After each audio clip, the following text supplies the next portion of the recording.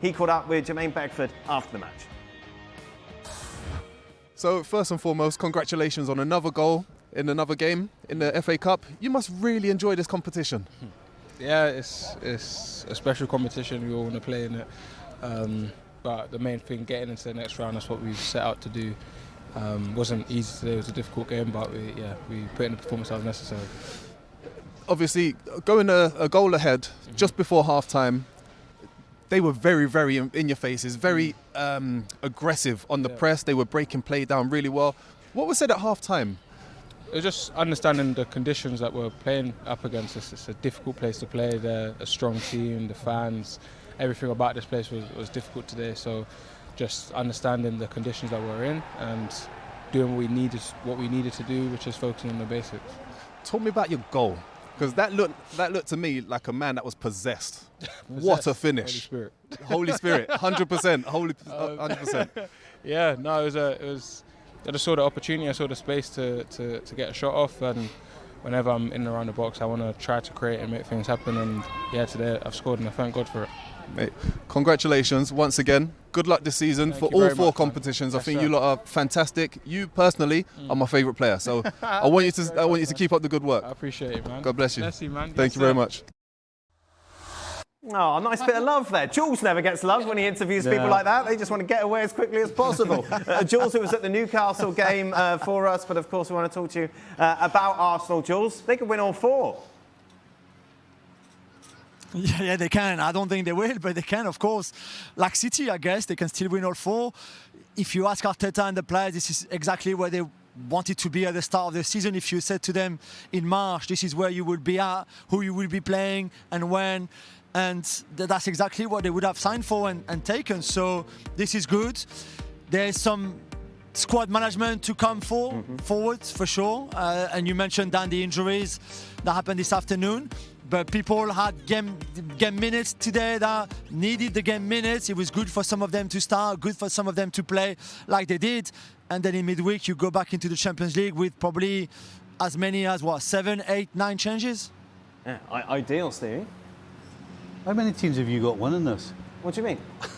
I said Chelsea. Well, Arsenal can win 4. Chelsea can win it.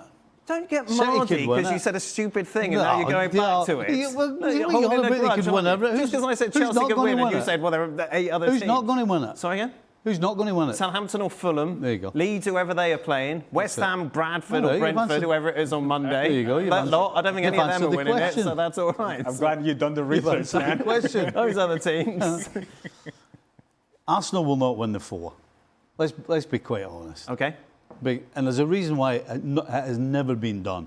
Because there are so many things that have to go your way. It basically has to be the perfect storm. So, yeah, even you're not putting any money on it at all. I don't know. Premier League they've got. Carabao Cup, they can beat City on their day. FA Cup, not many people can win that. Apparently. Champions League, I think it's fair to say, is the big question mark. This isn't the first year we've sat here and talked about a team that could maybe Liverpool, win. of course, and then we did the same thing. We talked about Liverpool. And it all fell apart. And it completely fell apart. Well, it's because you had that team against Plymouth. Yeah, exactly. So I don't see that happening to Arsenal, let's put it that way. They could possibly win a couple, but they won't win 4. Right. They won't win 4. How many then, Ali? Where's our line on this? How many trophies are they going to win? I'm going to put it at 2. Right. Yeah. And then priority number 1 being the Premier League. And I think that is sort of the conversation starter. Everything else that comes after that, I think, is a bonus. The one thing that you have to make sure you do is Premier League, and it's right in front of you. And if you're able to do that sooner rather than later, it may free you up to then push that number from 2 to 3 and maybe even 4. But 2 is the number in terms of the trophies that I think realistically they're going to win out of the 4. Jules, what are you chuckling at?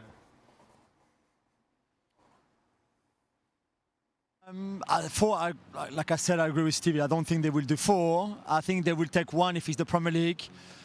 This is it. I think when you're there now, and I spoke to John Stones earlier after this game tonight, and he said when you're now in this position, you dream of all, you go for everything, and when you have big squads as well, you don't need to prioritize. We mentioned Newcastle today. because the FA Cup was the one thing they knew they could win really more realistically than anything else.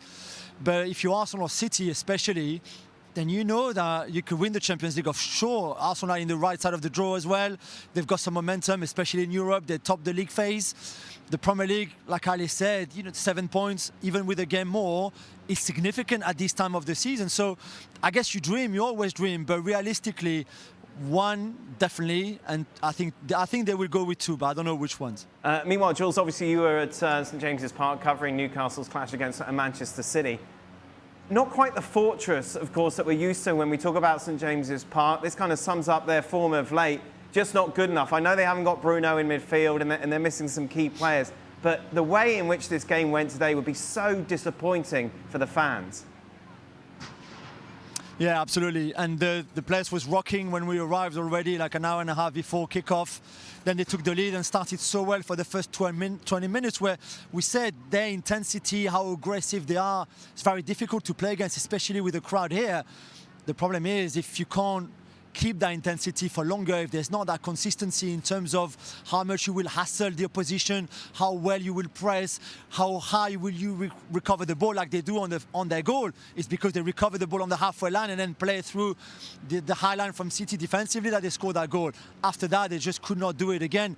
And against a team like City that can get the ball, control the ball, dictate the pace of the game, it's more and more difficult. I was a bit disappointed, I have to say, but what Eddie Howe did or didn't do, especially because we mentioned at halftime Voltemade having to play so deep in that midfield three where one is not comfortable at all and two, I'm not sure how good it is at it anyway.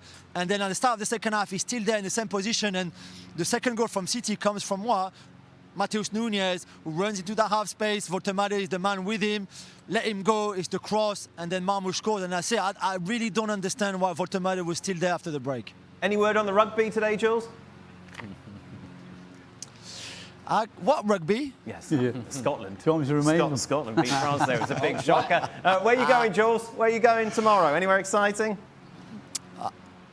No, I'm going back to London on the longest train ever. I mean, I thought Newcastle and London were two big cities that the train would go quick from one to another. No. We stopped in places I didn't even know existed in the UK, some places I've never heard of. So it's the same return journey tomorrow. Nice. And by the way, you can't talk about rugby, Dan, because seeing how England are doing right now.